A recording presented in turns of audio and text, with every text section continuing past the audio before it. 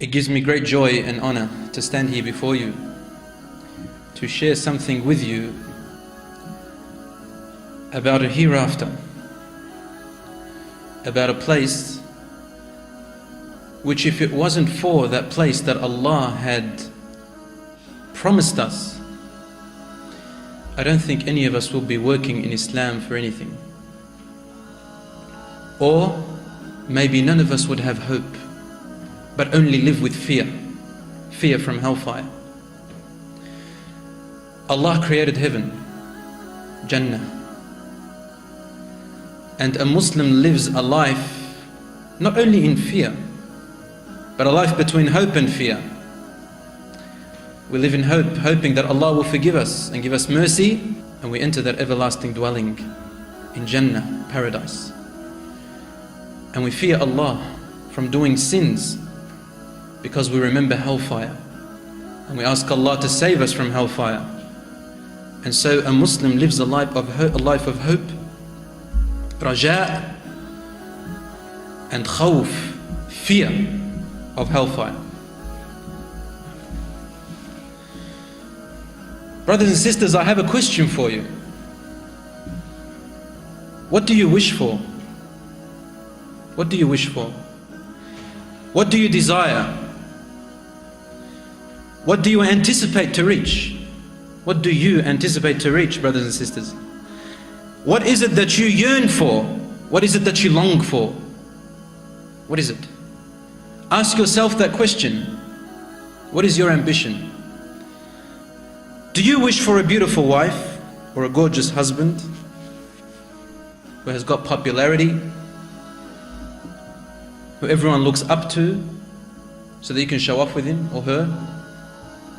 Do you desire a beautiful mansion and lots of money? Is that what you desire? Or do you anticipate to reach a firm, lifelong career? Do you anticipate that? Do you yearn for luxurious dwelling, a land, or probably one day to buy an island of your own? Do you long for fame and popularity and fortune? What do you yearn for? What do you desire? ماذا تشتاق أيها المؤمن? What do you desire? Do you miss having all of that?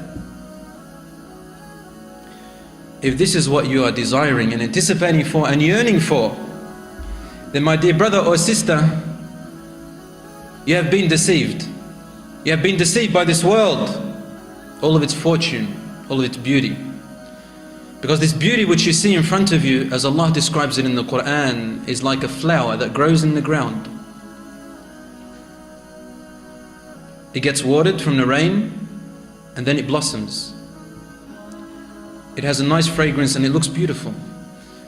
But then it only lasts for about a month or less, and then suddenly it starts to wither away, and you have no more attention towards it, as if it never had existed before, and becomes soil and dirt. Allah says in the Quran, "I'lamu," know, understand, acknowledge, learn this, understand this, always be conscious about it. That "I'lamu أنما الحياة الدنيا لعب ولهو وزينة وتفاخر بينكم وتكاثر في الأموال والأولاد." Know that this worldly life,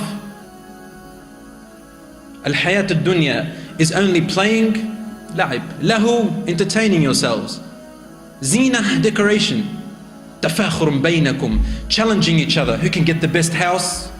Who can get the fastest cars? Who can look the most beautiful? Who can have more money? تفاخر بينكم, Allah says. And this is what the world of life is about. Don't the kuffar do that? Trying to rise in the high levels and positions in work? Yes, they do. And everyone tries to beat everyone else in becoming or reaching that high seat. Yes, it is a life of challenge, challenging each other. وتكاثر في الأموال والأولاد. And people love in this life to have lots of money, lots of children, in order to have a strong back. كمثل غيث أعجب الكفار نباته ثم يهيج فتراه مصفرا ثم يكون حطاما. Like that flower which I gave an example to. This world is like that. It blossoms for a little bit and then it fades away, brothers and sisters. If this is what you are yearning for, longing for, missing, and being anxious about, I'm sad to say, brothers and sisters, that you are in a very great loss, because when you die, and we all shall die, you're just going to have to leave it all behind you. Subhanallah.